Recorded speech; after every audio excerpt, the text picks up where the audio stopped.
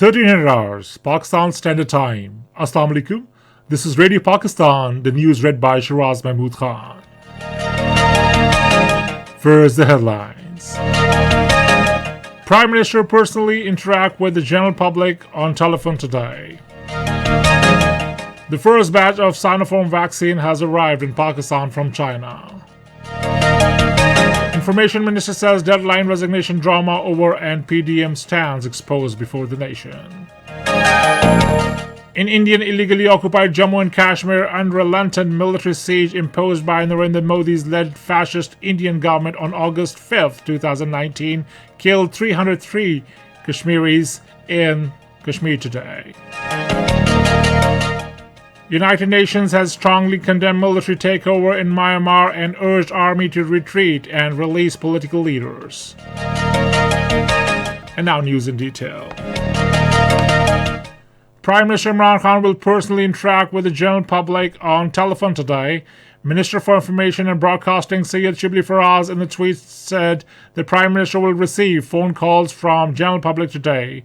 General public can contact Prime Minister by dialing 051-921-0809 to directly talk to Imran Khan and ask questions. The minister also shared a video containing promo of program titled Aapka Wazir-e-Azam Aapke Saath. Prime Minister Imran Khan has congratulated Khyber Pakhtunkhwa government for making KP first province in the country with a universal health coverage for all KP domiciled citizens. In a tweet today, he said 40 million residents have been covered with free health insurance, free treatment up to 1 million rupees per family per year in over 400 government and private hospitals across the province. Foreign Minister Shah Mahmood Qureshi said Prime Minister Imran Khan is keenly taking personal interest in overcoming the inflation that is a big challenge issue right now for the government. In a statement today, he said every possible step is being taken to tackle the issue and the government will get success in overcoming inflation very soon. He said PDM movement has no positive goal and it's a road against accountability closer to them and putting pressure on the government for NRO. The foreign minister said the government will take every step according to law and constitution to retrieve its land occupied by the land mafia at large scale. Shah Mahmood Qureshi appreciated and thanked the role of the Chinese government regarding the provision of 5,000 doses of anti-corona vaccine for Pakistan as gift. Information Minister Senator Shibli Faraz said that the deadline of resignation drama has been over and PDM has been exposed before the nation. In a tweet today, he said general public of the country has come to know that their resignation threat was based on self-interest and lust for power. He said nefarious designs and conspiracies over the oppositions have completely failed. Special Assistant to the Prime Minister on National Health Services Faisal Sultan says first batch of Sinopharm vaccine arrived Pakistan today. In a tweet today, he said the government is grateful to China and everyone who made this happen. Appreciating frontline health workers for their efforts, he said they will be the first to get vaccinated.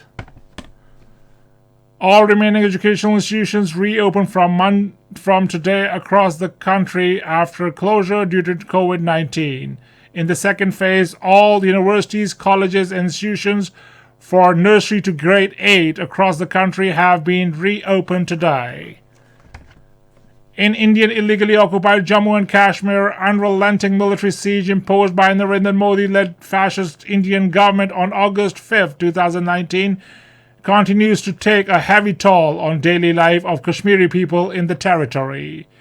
A report released by the research section of Kashmiri Media Service today revealed that the Indian troops martyred 308 Kashmiris, including 7 women, during this period. Most of the victims were killed by the Indian troops in fake encounters or in custody. Youth are picked from their homes in so-called cordon and search operations and are eliminated from being labeled as mujahideen or overground workers. Myanmar military has taken control of the country after detaining de facto leader Aung San Suu Kyi and other politicians. According to the reports, a state of emergency had been declared for 1 year and power transferred. The coup comes after tensions rose between the civilian government and the military following a disputed election. Meanwhile, the United Nations Secretary General Antonio Guterres has strongly condemned Myanmar's military takeover. In a statement, Secretary General expressed his grave concerns regarding declaration of transfer of legislative, executive, and judicial power to military, terming it a serious blow to democratic reforms in Myanmar. According to media, Aung San Suu Kyi international standing was badly damaged after the turn a blind eye to the massacre of Rohingya Muslims in Rakhine State and did nothing to stop the 2017 army operations against them.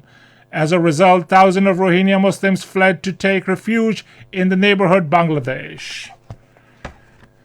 And that's the end of the news. For more news analysis, log on to our website, radio.gov.pk, and also watch live streaming of our bulletin on the link facebook.com/Radio Pakistan. News of